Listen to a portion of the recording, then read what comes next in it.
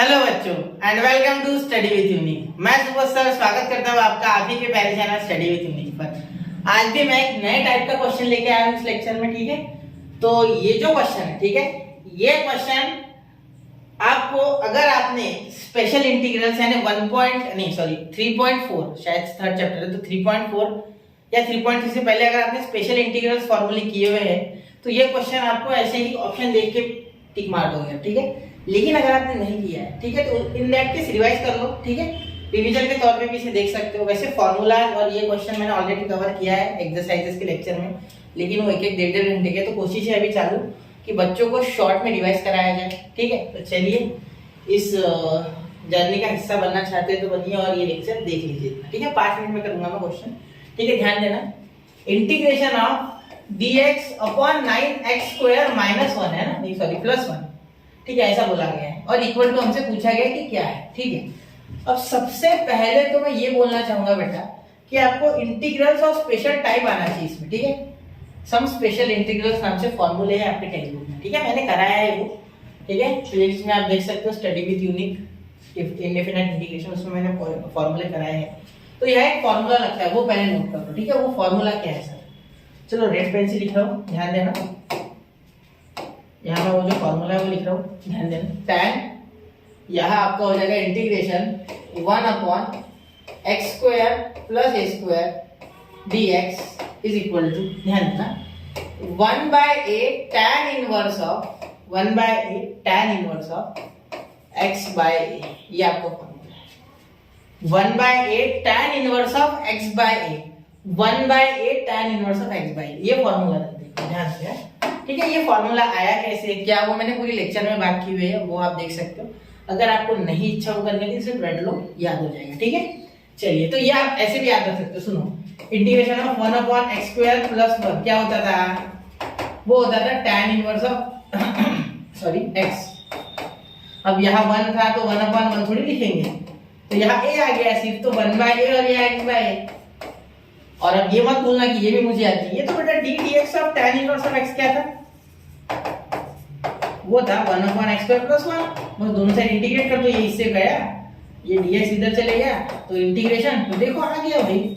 यहाँ से पे समझ लो तो 1/a और ये ऐसे भी याद हो सकता है आपकी इच्छा हो तो। ठीक है, चलो क्लियर। कहीं मैं लिखते समय बीच में आ गया क्या?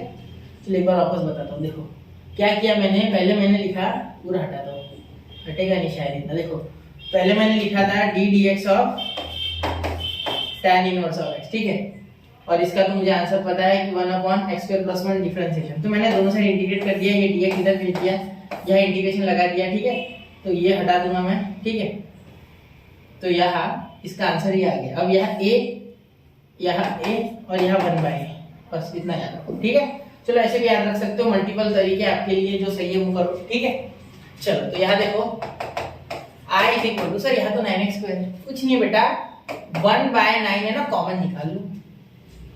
ठीक है, चलो तो यहाँ क्या हो जाएगा, इंटीग्रेशन 1/x² + 1/9। सर यहाँ तो 9 नहीं है बेटा, तो ऊपर नीचे 9 से मल्टीप्लाई कर लिया, ऊपर नीचे 9 से मल्टीप्लाई कर दो। ठीक है, मतलब ये 9/9 तो 1 ही होता है ना, तो वहाँ 1 ही तो मैं लिख नहीं सकता क्या 9/9, बिल्कुल।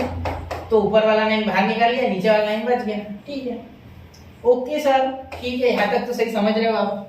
यहाँ a² है और x² इसलिए कर रहा हूँ ये जुगाड़। ठीक है, ऐसे ही नहीं लगा देता। बहुत कुछ लोग बोलेंगे 3x का होल ब्रैकेट का स्क्वायर करो और +1 स्क्वायर करो। अरे नहीं बेटा, यहाँ x² है। मैंने जब लेक्चर लिया था ना ये, और उसमें जब मैंने क्वेश्चन कराया था, तब मैंने चिल्ला के कहा था कि हमेशा x के साथ जो भी टर्म है वो कॉमन निकालो। लिख लो, हमेशा x के साथ जो भी टर्म है वो कॉमन निकालो अगर इस फॉर्मूले से क्वेश्चन हो रहा है तो। याद रखना है बात। ठीक है, चलो ठीक है, क्यों चिल्ला रहे हो सर? फीलिंग एक्सप्रेस करने के लिए 1/9। ठीक है, अब देखो यहाँ इंटीग्रेशन 1/x² + 1/3 का होल ब्रैकेट का स्क्वायर ऐसे लिख सकता हूँ मैं, क्योंकि 1 का स्क्वायर होता है 9 का 3 3² 1² तो एक साथ लिख सकते हैं according to law of indices.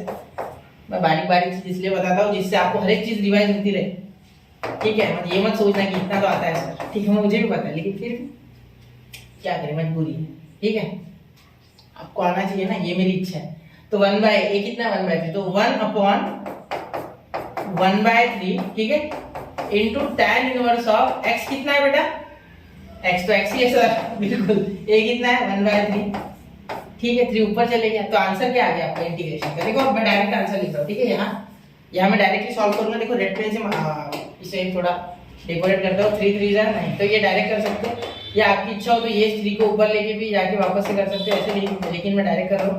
3 3 नहीं तो आंसर आ गया यहाँ 3, ठीक है 3, और यहाँ ये 3 ऊपर भाग जाएगा तो 3x हो जाएगा, ठीक है। चलो मैं लिख रहा हूँ आंसर यहाँ 1/3, ठीक है। tan inverse of 3x plus c, ये आपका आंसर। यहाँ प्लस c लिखना रह गया था मुझसे। ये आपका फाइनल आंसर, ठीक है। शायद से 5 मिनट से ऊपर हो गए, लेकिन पूरा कॉन्सेप्ट मैंने क्लियर किया। जो बताना था वो बेसिक से बताया, ठीक है। ऑप्शन कौन सा है यार, चेक करते हैं। 1/3 tan इनवर्स ऑफ 3x, ये ऑप्शन, बाकी कोई है नहीं, यही है, ठीक है। तो option c is the correct option, ठीक है। चलिए तो मिलते हैं अगले लेक्चर में। पढ़ते रहे, आगे बढ़ते रहे। जय हिंद, जय भारत।